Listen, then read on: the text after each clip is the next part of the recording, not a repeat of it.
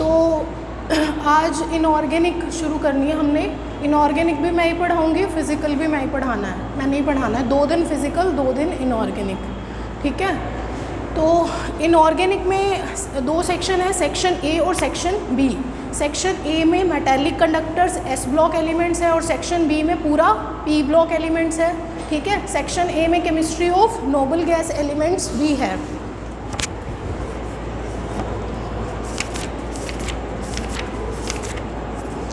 Section A में hydrogen bonding, metallic bond है, S block elements और केमिस्ट्री ऑफ नोबल गैस है। Section B में पूरा बी ब्लॉक है, जिसमें सारी फैमिलीज हमने डिस्कस करनी है बी ब्लॉक की, ठीक है। तो सेक्शन ए से ही स्टार्ट कर रहे हैं हम, बट उसमें पहले एस ब्लॉक एलिमेंट शुरू कर रहे हैं, ठीक है। तो एस ब्लॉक एलिमेंट्स करने के बाद फिर हम सीक्वेंस में चलेंगे, केमिस्ट्री ऑफ नोबल गैस, फिर सेक्शन बी में पी ब्लॉक एलिमेंट्स, ठीक है। फिर उसके बाद मेटेलिक कंडक्टर्स देखेंगे, जो फर्स्ट 2 चैप्टर्स हैं, हाइड्रोजन बॉन्डिंग और मेटेलिक कंडक्टर्स, वो हम ये पूरा कंप्लीट करने के बाद देखेंगे, ठीक है। तो अभी के लिए हम शुरू कर लेते हैं S block elements. S block elements periodic table में कहाँ लाई करते हैं? S block elements periodic table में मोस्ट लेफ्ट में लाई करते हैं, ठीक है। एस ब्लॉक एलिमेंट्स में कितने ग्रुप होते हैं? 2 ग्रुप होते हैं, एक तो एल्कली मेटल्स होती हैं और एक एल्केलाइन अर्थ मेटल्स होती हैं। तो पहले हम एल्कली मेटल्स को डिस्कस करेंगे। तो पहले एल्कली मेटल्स में कौन कौन से एलिमेंट्स आते हैं? पोटेशियम, रुबिडियम, सीजियम, ठीक है।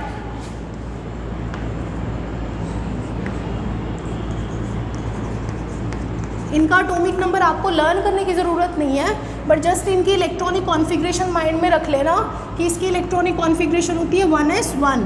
लिथियम के लिए हम नोबल गैस एलिमेंट लिखेंगे हीलियम, ठीक है, कम इन। नियॉन, हम पहले नोबल गैस एलिमेंट लिखते हैं ना,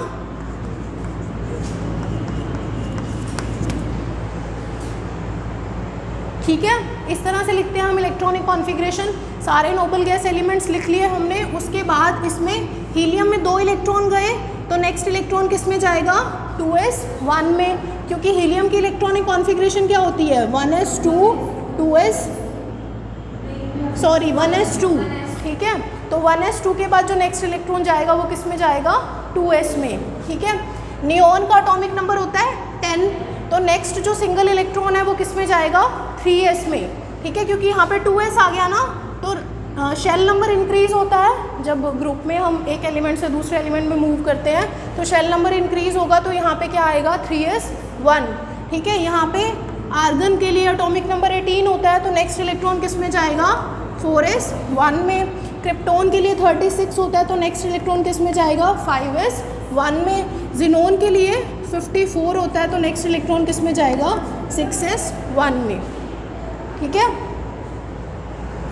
एक फ्रेंशियम भी होता है, ठीक है, इसमें 7s1 होती है इलेक्ट्रॉनिक कॉन्फ़िगरेशन, ठीक है।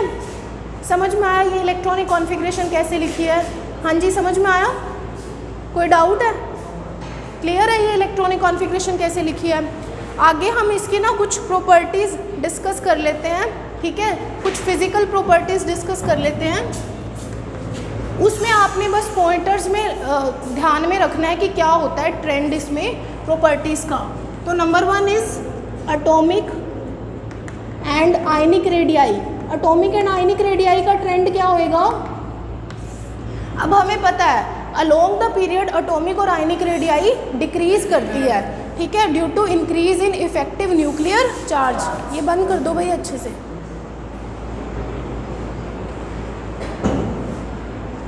और बिना पूछे आ जाया करो, ठीक है, क्लास में, फिर बीच में डिस्टर्बेंस होती है। एटॉमिक एंड आयनिक रेडियाई का ट्रेंड क्या होता है? Along the period atomic and ionic radii decrease होती है, ठीक है। तो अलोंग पीरियड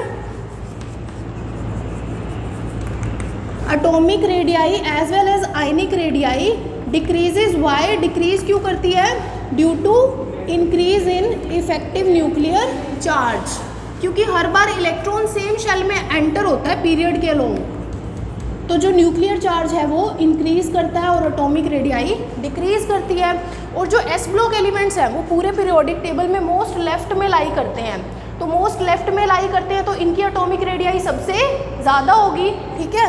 तो इनकी एटॉमिक रेडियाई पूरे पीरियोडिक टेबल में सबसे ज़्यादा होती है, और उसमें भी जो एल्कली मेटल्स हैं उनकी रेडियाई सबसे ज़्यादा होती है, ठीक है। क्योंकि इसके साथ एक और आता है ना,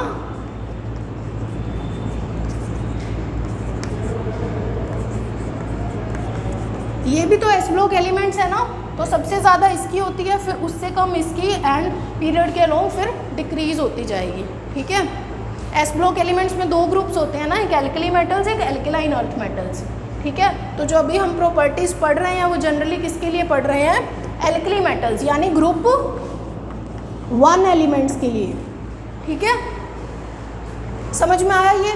अब along a period atomic radii और आयनिक रेडियाई डिक्रीज हो रही है due to increase in effective nuclear charge. और अलोंग अ ग्रुप क्या होता है, हर बार इलेक्ट्रॉन न्यू शेल में एंटर होता जाता है, तो हर बार इलेक्ट्रॉन न्यू शेल में एंटर हो रहा है, स्क्रीनिंग इफेक्ट भी इंक्रीज हो रहा है। तो जब स्क्रीनिंग इफेक्ट इंक्रीज हो रहा है तो जो एटॉमिक रेडियाई और आयनिक रेडियाई है वो अलोंग द ग्रुप क्या होगा, इंक्रीज होगा, ठीक है। Along group atomic radii increases, ठीक है। बस आपने इसमें इतना ही ध्यान में रखना है, इससे ज़्यादा नहीं पढ़ना इसको।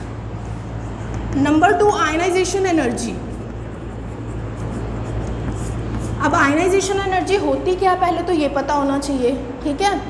किसी भी आइसोलेटेड गैसियस एटम में के मोस्ट लूजली बाउंड इलेक्ट्रॉन को रिमूव करने के लिए जो अमाउंट ऑफ एनर्जी हमें सप्लाई करनी पड़ेगी, उस अमाउंट ऑफ एनर्जी को क्या बोलते हैं, आयनाइजेशन एनर्जी। तो हर एलिमेंट की आयनाइजेशन एनर्जी अलग अलग होगी, ठीक है। तो आयनाइजेशन एनर्जी का जनरली ट्रेंड क्या रहता है वो हम इससे रिलेट करके देख सकते हैं। हमें पता है along period effective nuclear charge increase हो रहा है, क्योंकि हर बार इलेक्ट्रॉन सेम शेल में एंटर होता जा रहा है, तो नेट न्यूक्लियर चार्ज इंक्रीज हो रहा है। जब न्यूक्लियर चार्ज इंक्रीज होता है इलेक्ट्रॉन पे, तो इलेक्ट्रॉन ज़्यादा स्ट्रांगली बाउंड होंगे, तो उनको निकालने के लिए हमें अमाउंट ऑफ एनर्जी ज़्यादा सप्लाई करनी पड़ेगी। तो along a period ionisation energy क्या होगी, इंक्रीज होगी, ठीक है। दैट मीन्स जो एस ब्लॉक एलिमेंट्स हैं वो तो पीरियोडिक टेबल में सबसे पहले आ रहे हैं, तो और मतलब पीरियड शुरू ही यहाँ से हो रहा है, ठीक है। तो सबसे कम आयनाइजेशन एनर्जी किसकी होगी, एस ब्लॉक एलिमेंट्स की, और उसमें भी ग्रुप 1 एलिमेंट्स की जो आयनाइजेशन एनर्जी होगी वो क्या होगी, लोएस्ट होगी, ठीक है। So S block elements have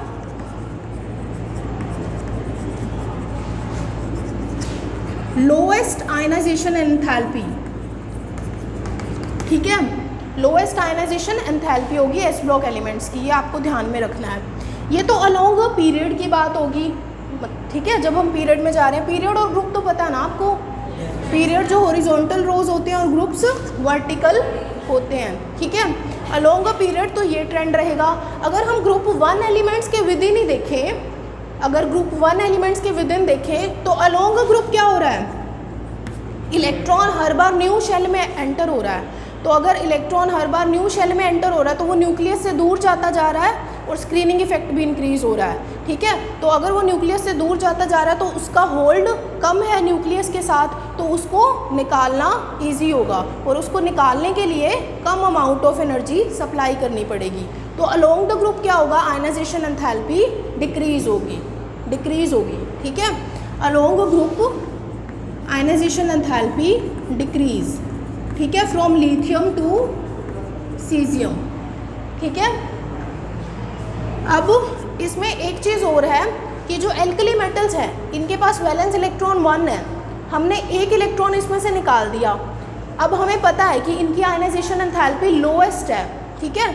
ये इलेक्ट्रॉन ईजिली इसमें से निकल जाएगा, लेकिन जब सेकेंड इलेक्ट्रॉन निकालने लगेंगे तो सेकेंड इलेक्ट्रॉन निकालने के लिए हमें बहुत ज़्यादा अमाउंट ऑफ एनर्जी सप्लाई करनी पड़ेगी, क्योंकि एक इलेक्ट्रॉन रिमूव करने के बाद इनकी इलेक्ट्रॉनिक कॉन्फ़िगरेशन क्या है, stable noble gas electronic configuration को अटेन कर लेते हैं। डोर बंद कर देना। एक इलेक्ट्रॉन रिमूव करने के बाद ये stable noble gas electronic configuration attain कर लेते हैं। तो एक इलेक्ट्रॉन निकालने के बाद जब हमें सेकेंड इलेक्ट्रॉन निकालना होगा तो उसके लिए आयनाइजेशन एंथैल्पी हाईएस्ट होगी। समझ में आया, ठीक है। सो सेकेंड आयनाइजेशन एंथैल्पी, फिर हम उसको क्या बोलेंगे, second ionisation enthalpy of alkali metal. यहाँ पे लोएस्ट था फर्स्ट, तो ये क्या होगी, हाईएस्ट होगी। समझ में आया, ठीक है। तो ये था ionisation enthalpy. Number 3 melting point and boiling point का क्या ट्रेंड रहता है। मेल्टिंग पॉइंट और बॉइलिंग पॉइंट मेटल्स का डिपेंड किस पे करता है। मेल्टिंग पॉइंट और बॉइलिंग पॉइंट मेटल्स का, गेट बंद कर दो बेटा। आपने क्लास में जब भी आना है, आप लेट आ रहे हो चलो कोई बात नहीं, लेकिन गेट बंद करके आना है। गेट बंद कर दो।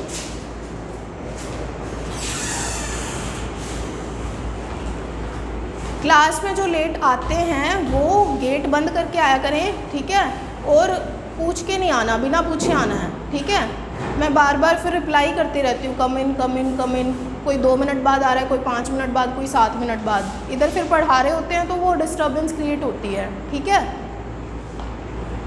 मेल्टिंग और बॉइलिंग पॉइंट मेटल्स का किस पे डिपेंड करता है कि जितने ज़्यादा स्ट्रॉन्ग और ज़्यादा नंबर ऑफ मेटल बॉन्ड बनते हैं मेटल लैटिस में, उतना ज़्यादा उस मेटल का क्या होता है, मेल्टिंग पॉइंट होता है।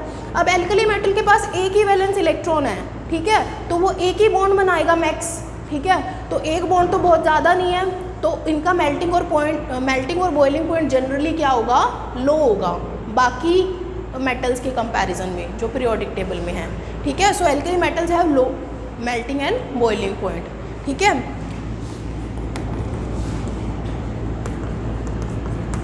अगर हम अलोंग द ग्रुप देखें, मतलब विद इन एल्कली मेटल ही देखें, तो मेल्टिंग और बॉइलिंग पॉइंट का क्या ट्रेंड रहेगा। अलोंग द ग्रुप जैसे हम नीचे जा रहे हैं, मेटल का साइज इंक्रीज हो रहा है। मेटल का साइज जितना ज़्यादा इंक्रीज होगा, मेटल बॉन्ड उतना वीक होगा, ठीक है। मेटल बॉन्ड वीक होगा तो मेल्टिंग और बॉइलिंग पॉइंट कम ही होगा, क्योंकि बॉन्ड इजीली ब्रेक हो जाएंगे तो टेम्परेचर कम होगा, ठीक है। So along group melting and boiling point decrease करेगा, ठीक है। समझ में आया यहाँ तक।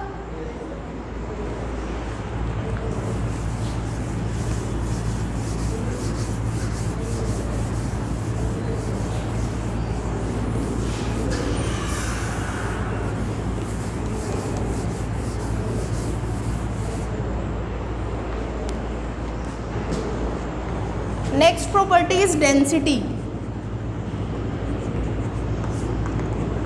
मैंने पहले जब एटॉमिक रेडियाई वाली प्रॉपर्टी डिस्कस कर रहे थे उसमें मैंने बताया था कि जो एस ब्लॉक एलिमेंट्स होते हैं उनकी एटॉमिक रेडियाई सबसे, जब हम अलोंग द पीरियड जाते हैं तो एटॉमिक रेडियाई डिक्रीज होती है। तो जो एस ब्लॉक एलिमेंट्स होते हैं उनकी एटॉमिक रेडियाई मैक्सिमम होती है पीरियोडिक टेबल में, क्योंकि वो मोस्ट लेफ्ट में लाई कर रहे हैं, ठीक है। तो अब एल्कली मेटल्स का जो एटॉमिक साइज है वो क्या है, लार्जेस्ट है। एटॉमिक साइज लार्जेस्ट है तो एटॉमिक वॉल्यूम भी क्या होगी, ज़्यादा होगी, ठीक है, क्योंकि वॉल्यूम साइज पे डिपेंड करती है। एंड डेंसिटी क्या होता है, मास बाय वॉल्यूम, ठीक है। तो इनकी वॉल्यूम ज़्यादा होगी तो डेंसिटी क्या होगी, कम होगी। तो एल्कली मेटल्स की डेंसिटी जनरली क्या होती है, कम होती है, ठीक है। लेकिन पीरियोडिक टेबल्स में जो बाकी मेटल्स हैं जैसे ट्रांजिशन मेटल्स हैं उनकी डेंसिटी बहुत ज़्यादा होती है, लेकिन इन मेटल्स की डेंसिटी कम होती है, ठीक है। ये तो हम इनका जो कंपैरिजन है बाकी पीरियोडिक टेबल के कंपैरिजन में बता रहे हैं कि इनकी डेंसिटी कम होती है। लेकिन अगर हम ग्रुप 1 एलिमेंट्स में ही देखें, विद इन ग्रुप 1 एलिमेंट्स, तो अलोंग द ग्रुप क्या ट्रेंड रहेगा डेंसिटी का। अलोंग द ग्रुप क्या होता है, अब देखो डेंसिटी दो चीज़ों पे डिपेंड कर रही है, मास पे भी वॉल्यूम पे भी। जब हम अलोंग द ग्रुप बढ़ रहे हैं, अलोंग द ग्रुप साइज भी इंक्रीज़ हो रहा है तो वॉल्यूम भी इंक्रीज़ हो रही है और मास भी इंक्रीज़ हो रहा है। लेकिन जो मास वाला फैक्टर है वो डोमिनेट करता है ओवर वॉल्यूम, ठीक है। तो जो डेंसिटी होगी वो अलोंग द ग्रुप इंक्रीज़ होगी, ठीक है। तो along the group density increase करेगी बिकॉज एटॉमिक मास इंक्रीजेस, ठीक है, तो डेंसिटी इंक्रीज़ करेगी। लेकिन जो पोटेशियम है उसकी डेंसिटी, एक्सेप्शन है ये कि पोटेशियम जो है उसकी डेंसिटी सोडियम से कम होती है, क्योंकि इसमें एटॉमिक वॉल्यूम वाला फैक्टर डोमिनेट करता है ओवर एटॉमिक मास वाले फैक्टर पे। तो जब इसमें एटॉमिक वॉल्यूम वाला फैक्टर डोमिनेट करेगा तो इसकी डेंसिटी क्या हो जाएगी, कम हो जाएगी सोडियम के कंपैरिजन में, ठीक है। ये एक्सेप्शन है, ठीक है। वैसे जनरली डेंसिटी इंक्रीज ही करती है डाउन द ग्रुप। समझ में आया ये। Next is electropositive character. और मेटेलिक करेक्टर। इलेक्ट्रोपॉजिटिव करेक्टर किसी भी मेटल का है ज़्यादा तो उसका क्या मतलब है, उसकी इलेक्ट्रॉन लूज़ करने की टेंडेंसी उतनी ज़्यादा होगी। तो अब एल्कली मेटल्स हैं, हमने बताया था कि इसका साइज़ भी ज़्यादा होता है, पीरियोडिक टेबल में सबसे बड़ा साइज़ होता है एल्कली मेटल्स का क्योंकि मोस्ट लेफ्ट में लाई करते हैं। इनकी आयनाइजेशन एंथैल्पी भी क्या होती है, लोएस्ट होती है। तो अगर इनकी आयनाइजेशन एंथैल्पी लोएस्ट है मतलब इनमें से इलेक्ट्रॉन रिमूव करना ईजी है, इलेक्ट्रॉन आसानी से निकल सकता है, ठीक है। तो इनका जो एस ब्लॉक एलिमेंट्स हैं, ग्रुप 1 एलिमेंट्स हैं, वो ज़्यादा इलेक्ट्रोपॉजिटिव हैं और मेटेलिक नेचर के हैं। अलोंग द ग्रुप क्या रहेगा इलेक्ट्रोपॉजिटिव का ट्रेंड, अलोंग द ग्रुप बताइए। इतना तो अब तक बता चुके हैं, तो फिर अब कम रहेगा, डिक्रीज़ करेगा। डिक्रीज़ क्यों करेगा, मास कटआउट सुन नहीं रहा।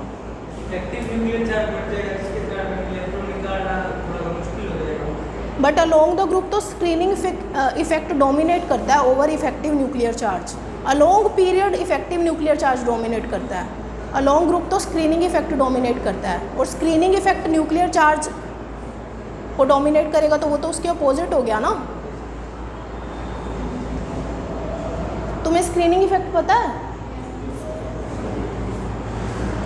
अलोंग द ग्रुप इलेक्ट्रॉन्स हर बार न्यू शेल में एंटर हो रहा है, ये मैं कितनी बार तो रिपीट कर चुकी हूँ। अलोंग ग्रुप इलेक्ट्रॉन हर बार न्यू शेल में एंटर हो रहा है, तो न्यूक्लियस का होल्ड नहीं है उतना इलेक्ट्रॉन्स पे, ठीक है। तो उनको निकालना ईजी होगा, निकालना ईजी होगा तो उतनी ज़्यादा मेटल्स अलोंग द ग्रुप क्या होंगी, इलेक्ट्रोपॉजिटिव ट्रेंड शो करेंगी। तो अलोंग द ग्रुप उनका मेटेलिक नेचर इंक्रीज होगा, ठीक है। Along the group screening effect dominate करता है, along the period effective nuclear charge dominate करता है, ठीक है। तो समझ में आया ये। Number 6 oxidation state.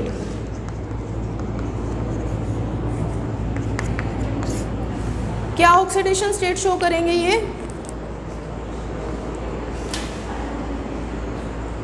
कितने वैलेंस इलेक्ट्रॉन है इनके पास, 1 इलेक्ट्रॉन होता है तो +1 ऑक्सीडेशन स्टेट ही शो करेंगे, उससे हायर तो शो कर ही नहीं सकते क्योंकि बाद में तो noble gas electronic configuration attain कर लेते हैं, तो मैक्स +1 ऑक्सीडेशन स्टेट ही शो करते हैं, ठीक है। एक प्रॉपर्टी है फ्लेम कलरेशन। फ्लेम कलरेशन में क्या होता है,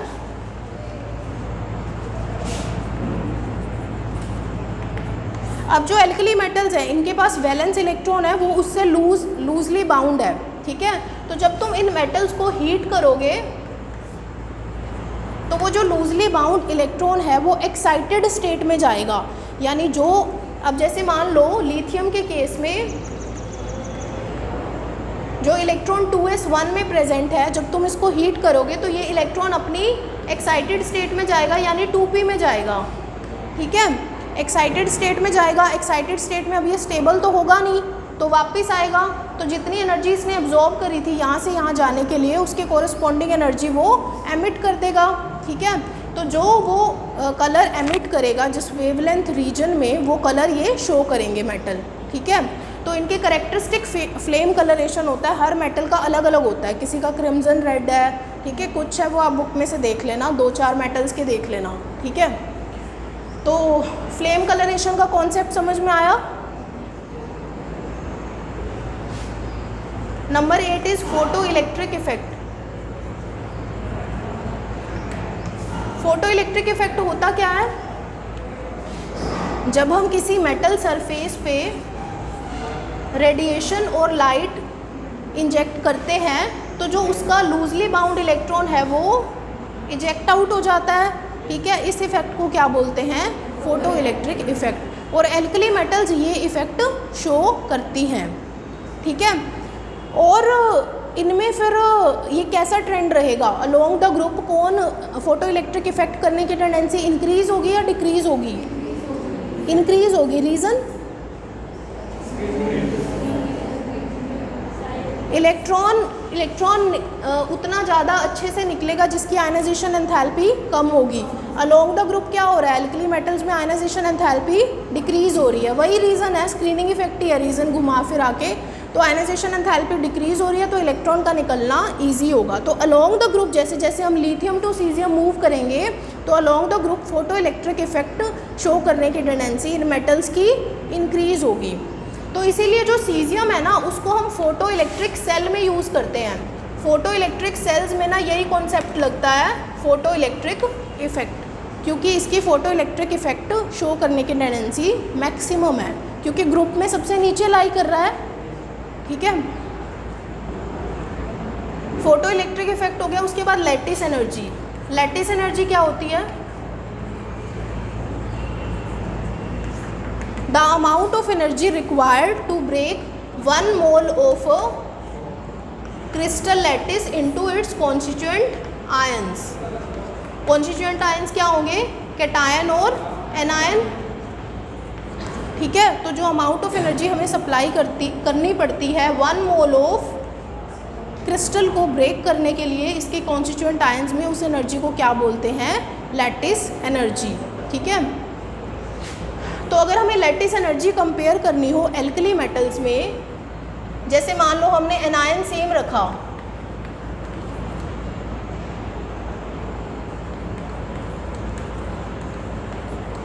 तो क्या ट्रेंड रहेगा लैटिस एनर्जी का? Down the group. एनायन तो सेम है तो एनायन के अकॉर्डिंग तो कंपेयर कर नहीं सकते। किसके अकॉर्डिंग कंपेयर करेंगे? कैटायन के अकॉर्डिंग। अलोंग द ग्रुप क्या हो रहा है? कैटायन का साइज बढ़ रहा है। ठीक है, तो लैटिस एनर्जी के इफेक्ट, मतलब लैटिस एनर्जी के अकॉर्डिंग जो इसके फैक्टर्स होते हैं उसके अकॉर्डिंग मेटल और कैटायन और एनायन का साइज़, या तो अगर दोनों स्मॉल हैं तो दोनों स्मॉल होने चाहिए तो ही इफेक्टिव ओवरलैपिंग होगी। ठीक है, यानी कैटायन और एनायन का साइज़ जितना ज़्यादा स्मॉल होगा उतनी ज़्यादा इनकी ओवरलैपिंग अच्छी होगी। ओवरलैपिंग अच्छी होगी तो उनको ब्रेक करने के लिए ज़्यादा अमाउंट ऑफ एनर्जी सप्लाई करनी पड़ेगी। ठीक है, एक तो ये फैक्टर है कि कैटायन और एनायन दोनों का साइज़ छोटा होना चाहिए। दूसरा फैक्टर क्या है? चार्ज ज़्यादा होना चाहिए। किस पे? कैटायन पे भी और एनायन पे भी। जितना ज़्यादा चार्ज होगा उतने ज़्यादा हमें अमाउंट ऑफ एनर्जी ज़्यादा सप्लाई करनी पड़ेगी ब्रेक करने के लिए। तो यहाँ पे चार्ज तो सब पे सेम है, positive negative positive negative positive negative positive negative. ठीक है, एनायन भी सब में सेम है, तो हम कंपेयर किसके अकॉर्डिंग करेंगे? कैटायन के साइज़ के अकॉर्डिंग। अलोंग द ग्रुप क्या हो रहा है? कैटायन का साइज़ बढ़ रहा है।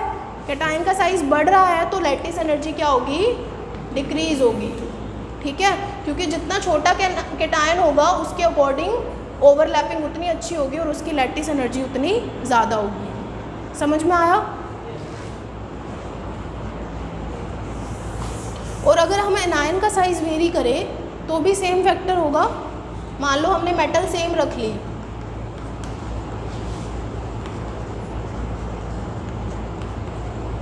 अब यहाँ पे क्या है?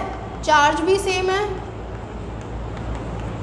मेटल भी सेम है, यानी कैटायन सेम है। वेरी क्या कर रहा है? एनायन। तो हम किसके अकॉर्डिंग करेंगे? एनायन के साइज़ के अकॉर्डिंग कंपेयर करेंगे। एनायन का साइज़ इंक्रीज़ हो रहा है तो लैटिस एनर्जी क्या होगी? डिक्रीज़ होगी। ठीक है, तो यही कुछ फैक्टर्स थे जो आपको करने हैं। उसके बाद है इसकी chemical properties.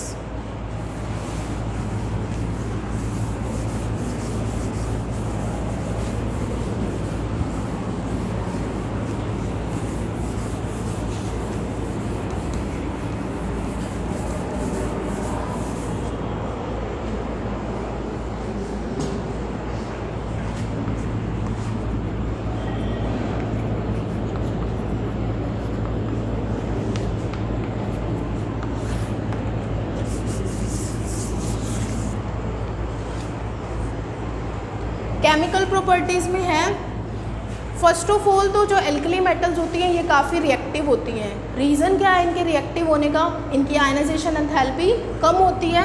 They have low ionisation enthalpy as well as low enthalpy of atomisation. Enthalpy of atomisation पता है सबको क्या होता है?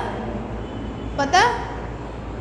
एंथैल्पी ऑफ एटोमाइजेशन वो अमाउंट ऑफ एनर्जी होती है जो हमें रिक्वायर्ड होती है किसी भी मतलब मेटल लैटिस को एटम्स में ब्रेक करने के लिए।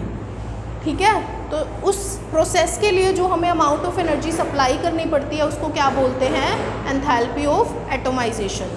ठीक है, किसी मेटल लैटिस को उसके कॉन्स्टिट्यूएंट एटम्स में ब्रेक करने के लिए जो हमें अमाउंट ऑफ एनर्जी चाहिए होती है, या फिर मॉलिक्यूल को भी हम ब्रेक करेंगे कॉन्स्टिट्यूएंट एटम्स में, तो उसके लिए भी हमें एनर्जी सप्लाई करनी पड़ेगी। उस एनर्जी को हम क्या बोलते हैं? Enthalpy of atomisation. तो जो एल्कली मेटल्स होते हैं इनकी आयनाइजेशन एंथैल्पी भी कम होती है, एटोमाइजेशन एंथैल्पी भी कम होती है। तो दोनों में ही क्या है, हमें अमाउंट ऑफ एनर्जी सप्लाई करनी पड़ रही है। तो अमाउंट ऑफ एनर्जी जो सप्लाई करनी पड़ रही है उसको आयनाइज करने के लिए और उसको एटम्स में कन्वर्ट करने के लिए वो कम है। तो एल्कली मेटल्स क्या होंगे? ज़्यादा रिएक्टिव होंगे। ठीक है, तो इसीलिए ये ज़्यादा रिएक्टिव होते हैं। और इनकी जो रिएक्टिविटी है अलोंग द ग्रुप इंक्रीज होगी या डिक्रीज होगी? डोर बंद करना। Along the group alkali metals की रिएक्टिविटी इंक्रीज होगी या डिक्रीज होगी?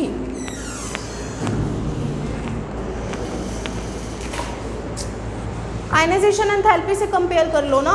अलोंग द ग्रुप क्या हो रहा है? आयनाइजेशन एंथैल्पी डिक्रीज हो रही है। जब आयनाइजेशन एंथैल्पी डिक्रीज होगी तो रिएक्टिविटी ऑटोमेटिकली इंक्रीज होगी। ठीक है, क्योंकि कोई भी मेटल रिएक्टिव है उसका क्या मतलब है? मेटल की प्रॉपर्टी क्या है कि वो इलेक्ट्रॉन्स दे। वो इलेक्ट्रॉन कब देगी? जब उसकी आयनाइजेशन एंथैल्पी कम होगी। वो इजीली इलेक्ट्रॉन कब देगी? जब उसकी आयनाइजेशन एंथैल्पी कम होगी, मतलब वो इलेक्ट्रॉन निकालने के लिए हमें कम एनर्जी सप्लाई करनी पड़ रही है। तो कम एनर्जी सप्लाई करनी पड़ रही है तो वो ज़्यादा रिएक्टिव होगी। ठीक है, समझ में आया कि मेटल, एल्कली मेटल ज़्यादा रिएक्टिव क्यों होती है? Due to their low ionisation enthalpy.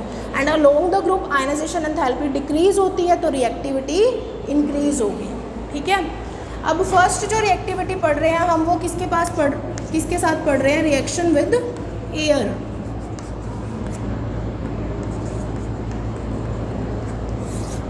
ठीक है, air oxygen, molecular oxygen O2 के साथ रिएक्ट करके वो क्या क्या बना सकती है? मेटल, एल्कली मेटल्स क्या क्या बनाएंगी? Number 1 oxide. ऑक्साइड क्या होता है? O2 negative. ठीक है, नंबर 2 परऑक्साइड बना सकती हैं।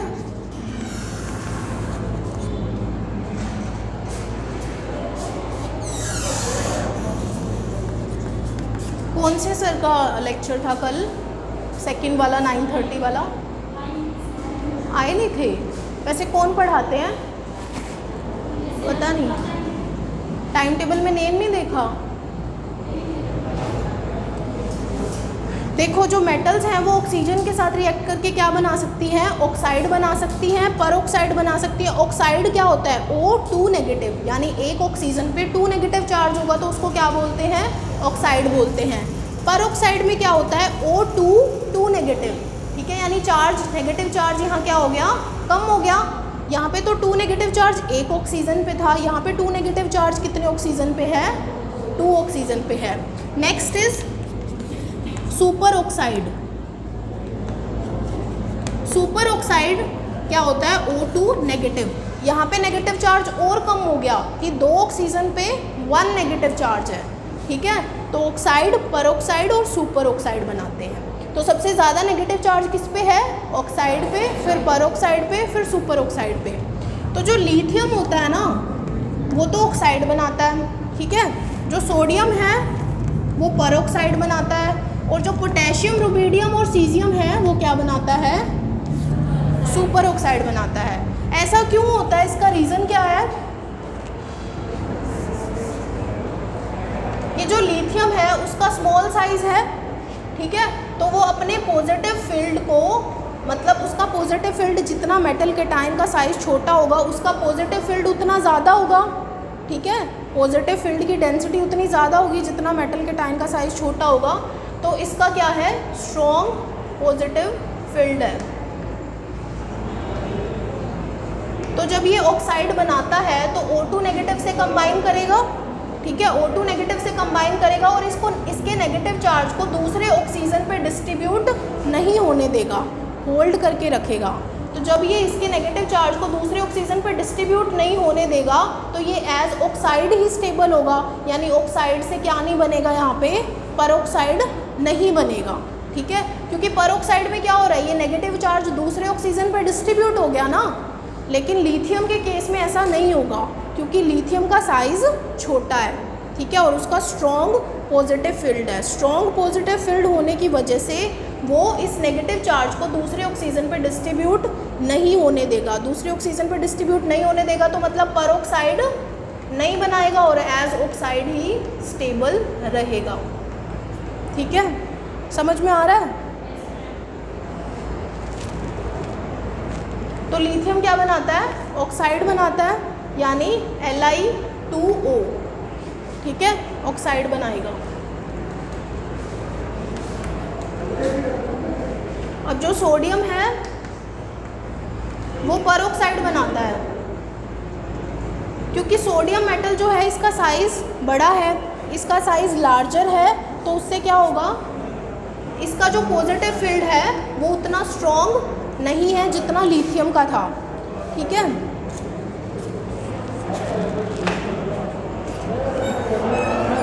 क्यों शोर करा हुआ है इधर?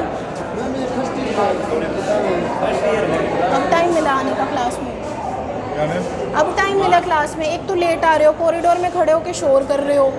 नहीं, तुम्हें अकल उकल नहीं है, ये तो चलो नहीं है, पता नहीं था मैम स्कूल क्लास का। चलो अब जाओ, पता लग गया ना, आ जाओ अंदर।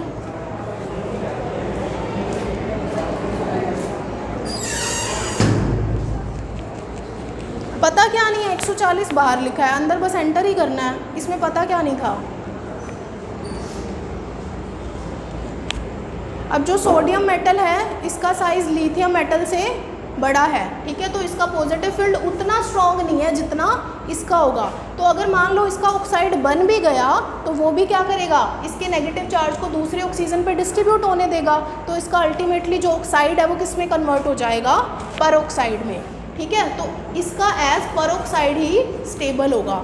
लेकिन अब इसका पॉजिटिव फील्ड इतना भी वीक नहीं है कि ये परऑक्साइड को किस में कन्वर्ट कर दे, सुपर ऑक्साइड में। ठीक है, तो सोडियम का परऑक्साइड स्टेबल होगा। ठीक है, और जो ये वाली मेटल्स हैं पोटेशियम, रुबिडियम और सीजियम, इनका पॉजिटिव फील्ड तो बहुत ही वीक है, तो ये तो ऑक्साइड से परऑक्साइड बनाएंगे और परऑक्साइड से सुपर ऑक्साइड बनाएंगे और एज सुपर ऑक्साइड ही स्टेबल होंगे। ठीक है, तो नंबर 1 हम कर लेते हैं कि ऑक्साइड कैसे बनाएंगे। तो हमें ये पता है कि लिथियम का ऑक्साइड स्टेबल होता है, बनते सोडियम, पोटेशियम और रुबिडियम और सीजियम के ऑक्साइड भी हैं, लेकिन वो एज ऑक्साइड स्टेबल नहीं होते। स्टेबल किसका होता है, सिर्फ लिथियम का। ठीक है, क्लास है मैम आपकी? हाँ जी, नॉन मेडिकल सेक्शन है। नहीं, मेरा 9 बजे था, मैं वेट कर रही थी कोई आ जाता तो। ठीक है, आ जाओ। ए सेक्शन है ये। अच्छा, रूम यही है, ठीक है।